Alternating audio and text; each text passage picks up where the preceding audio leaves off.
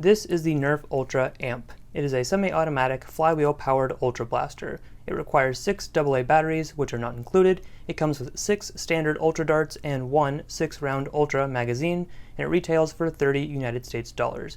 For all intents and purposes, it is an Ultra Strife. And honestly, in my opinion, it might be the best Ultra flywheel blaster to date. But let's find out why in the review.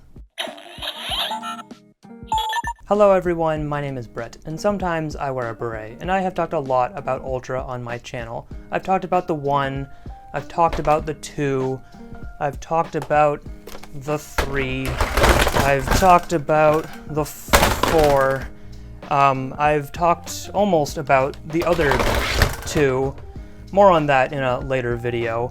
I've talked about Ultra quite a bit, and Ultra has been talked about quite a bit. For better, for worse, for Ultra, for Hasbro.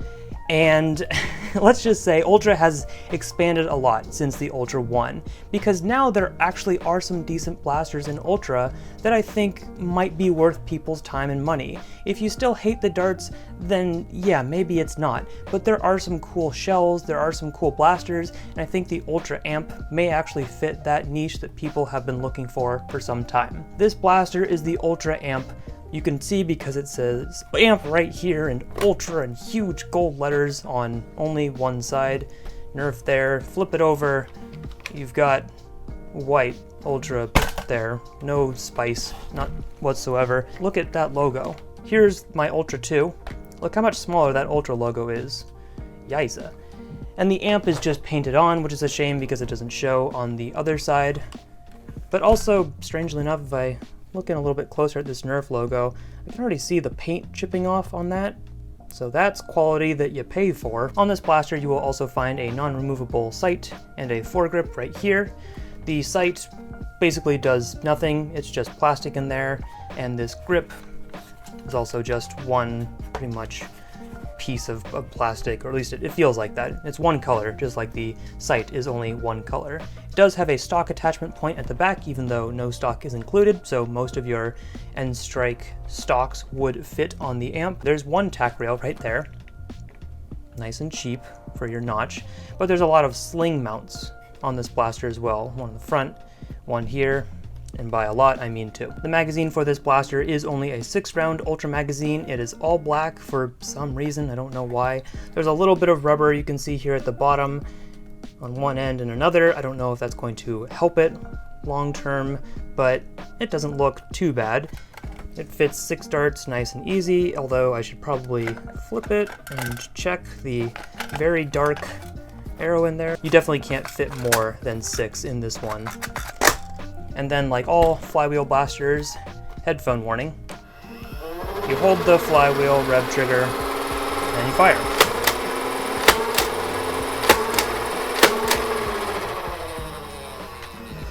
You also see this front barrel is this interesting triangular shape, and it's actually similar to the Scream machine, which yes, I will talk about more in another video, but ultimately that's the blaster. It's pretty simple if you've ever used a flywheel magazine-fed blaster before.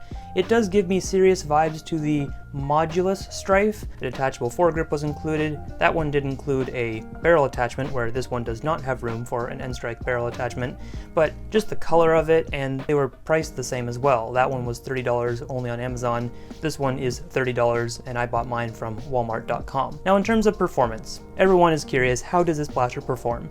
Which is a very good question to ask. What I've found typically for Ultra blasters, Springers that is, I'll get anywhere between 90 and 110 FPS. Just for me, that's what I've found with my testing. That's for the 3, the 4, the 5, and then the Pharaoh, as limited as I've had access to it, because I do not own an Ultra Pharaoh. Now typically for Ultra flywheelers, that average is a little bit lower, and that's only based off of the 1 and the 2 up to this point. And that's what I've seen is like 80 to 95 FPS, maybe 100 FPS, but the point is flywheel blasters are less powerful, and that's what the Amp had to live up to. Regardless of whether it was using standard Ultra darts or if it was using these Screamer darts, the blue ones, the performance isn't really going to vary much, or if you're using the yellow Cheeto darts. This blaster actually falls within that Springer range, I found that I could fire between 90 and 110 FPS with the Ultra Amp. It is clearly more powerful than the Ultra 2 and the Ultra 1, which I think is great. That means that this blaster is likely capable of achieving those 120 foot ranges at a good angle, but I think that this is actual ultra performance that one would want to show off to the world. As far as accuracy, more extensive testing would be required on my part to say whether or not this is an accurate blaster. I've heard different statements whether people think the standard Ultra darts or the Sonic Screamers are more accurate. I found that sometimes standard Ultra darts go straight, and sometimes Screamer darts go straight, and sometimes they don't go straight at all. I don't know which is better for this blaster, and frankly, I don't really know if it matters. But it's clearly more powerful than previous flywheel blasters, which is awesome. So what else do I like about the Ultra Amp? Well, like most Ultra blasters, I like the look. I like the Ultra colors. I think they did this one justice. I'm not a huge fan of the all orange for this grip, where the back is a little more broken up in terms of color, but the grip itself is actually really nice. This is a really comfortable front grip, and I could see myself actually, holding it here and not being displeased by the fact that I can't remove it. Given the size of this blaster, I think it actually is a really nice package with that grip on it. Also, what I do like about this blaster, the grip is not as bad. Flywheel blasters like the Ultra 2, which have a rev trigger, had this weird chonk in the back. I don't know why. You can see it's really thin in the front and then really chunky in the back. It's not the most comfortable, and other people I think have complained even more than me on that one. But here's the amp. It's not extra chonky in the back, so it's actually not as obtrusive when you're holding it. It might still be a bit small for people, but I've found that this grip is actually decent. I don't mind it. These weird double triangles, I don't know what they're doing on the blaster. They don't serve any purpose, so that's odd. I think there are a lot of good things about this blaster that make me want to use it in a game. However, this blaster is not perfect. I do need to go in a little bit on the trigger area. This is a weird looking trigger. Does that not look skeletonized? Why did they take all this material out? I don't understand beyond cost cutting why they would make this kind of cut here, because yes, you could jam your finger in there if you happened to do all the steps in the right order. And even the rev trigger down here, you can see there's a little bit of material missing. So is that also cost cutting? This whole trigger area is pretty cramped as it is, and the trigger comes out pretty far, which is why it's never fun when they put the mag release in here as well. But you can just flick that with the back of your pointer finger, right?